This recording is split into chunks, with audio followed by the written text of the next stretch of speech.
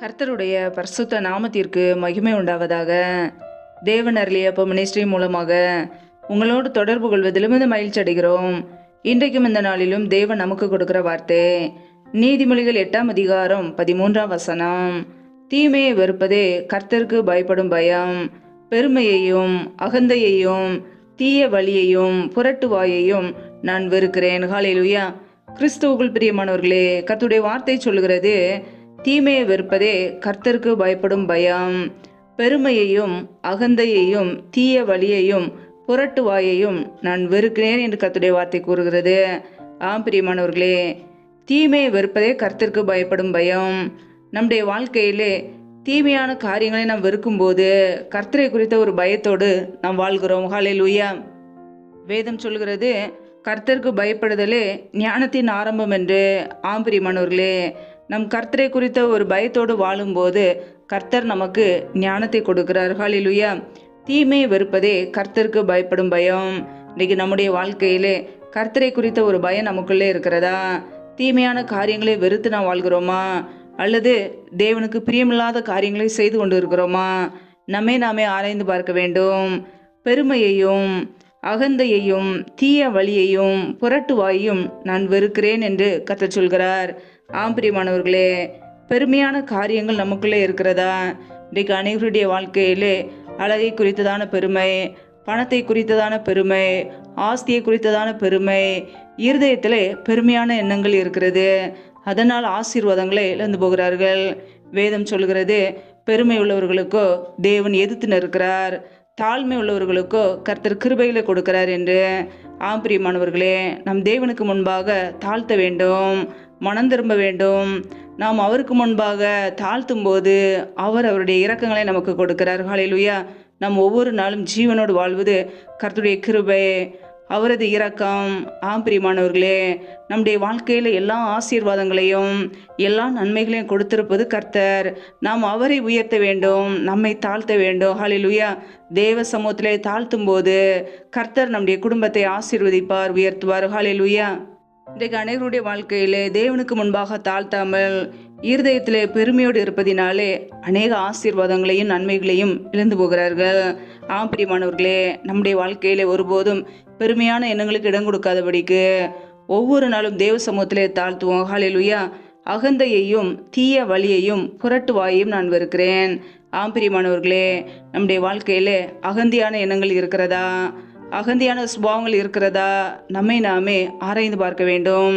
வேதம் சொல்கிறது, அழிவுக்கு முன்னானது அகந்தை என்று. ஒரு மனிதனுடைய வாழ்க்கையிலே இருதயத்திலே மேட்டிமை வருமென்றால், அகந்தை வருமென்றால், அந்த குடும்பத்திலே எல்லா ஆசீர்வாதங்களும் அழிந்து போகும். பிரியமானவர்களே, கர்த்தருடைய பிள்ளைகள் ஒருபோதும் அகந்தையான எண்ணத்துக்கு இடம் கொடுக்காதபடிக்கு தேவனுக்கு முன்பாக நம்மை அர்ப்பணிக்க வேண்டும். ஹல்லேலூயா.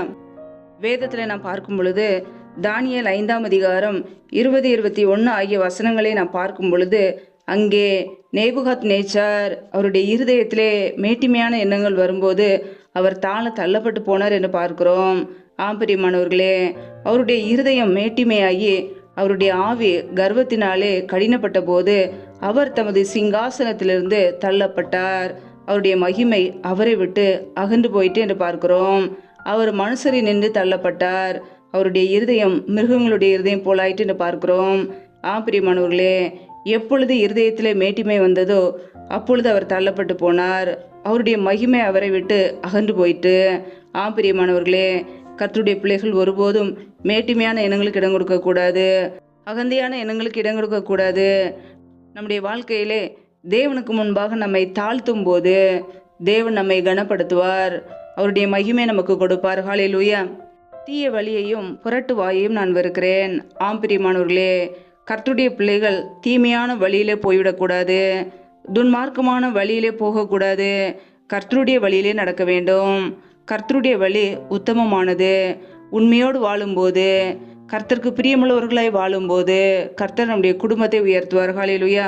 கர்த்தருடைய பிள்ளைகள் ஒருபோதும் தீய வழியிலே நடக்காதபடிக்கு, துன்மார்க்கமான வழியிலே நடக்காதபடிக்கு கர்த்தருக்கு பிரியமுள்ள ஒரு வழியிலே நடப்போம், நீதியான வழியிலே நடப்போம், செமையான வழியிலே நடப்போம், கர்த்தரை பின்பற்றுவோம், அவருடைய வழியிலே நடப்போம். ஹல்லேலூயா. புரட்டுவாயை நான் வெறுக்கிறேன். பிரியமானவர்களே, புரட்டுவாய் தேவனுக்கு பிரியமில்லாமல் பொய்யான காரியங்களை பேசுவது, உண்மையை பொய்யாய் பேசுவது, பொய்யை உண்மையாய் பேசுவது, இப்படிப்பட்ட நாவை கர்த்தர் வெறுக்கிறார். பிரியமானவர்களே, நமக்குள்ளே கர்த்தர் அருவருக்கிற காரியங்கள் இருக்கிறதா? கர்த்தர் வெறுக்கிற காரியங்கள் நமக்குள்ளே இருக்கிறதா? நம்மை நாமே ஆராய்ந்து பார்த்து நம்முடைய வழிகளை சீர்திருத்திக் கொள்வோம். ஹல்லேலூயா. தேவனுக்கு பிரியமுள்ள ஜனங்களாய் வாழ நம்மை அர்ப்பணிக்க வேண்டும். ஒவ்வொரு நாளும் நம்முடைய வாழ்க்கை எப்படி இருக்கிறது? கர்த்தர் வெறுக்கிற காரியங்களை நாமும் வெறுக்க வேண்டும். கர்த்தருக்கு பிரியமுள்ள காரியங்களை நாம் செய்ய வேண்டும். நம்முடைய சுய விருப்பங்களை வெறுத்து தேவ சித்தத்தை செய்யும் போது ஒவ்வொரு நாளும் கர்த்தர் நம்மை நடத்துவார். ஹல்லேலூயா. கர்த்தர் தாமே இந்த வார்த்தையின்படி உங்களை ஆசீர்வதிப்பாராக. ஆமேன். நம்மை நாமே அவருடைய சமூகத்திலே தாழ்த்தி அர்ப்பணித்து ஜெபிப்போம். ஜெபம். எங்களை அதிகமாய் நேசிக்கிற எங்கள் அன்பின் பரலோக பிதாவே, மெய் துதிக்கிறோம், ஸ்தோத்திரிக்கிறோம் அப்பா. இந்த இரவு வேலைக்காக மெய் துதிக்கிறோம், ஸ்தோத்திரிக்கிறோம். இந்த நாள் முழுவதும் எங்களை பத்திரமாய் பாதுகாத்து கொண்டீரே, அதற்காக ஸ்தோத்திரம்.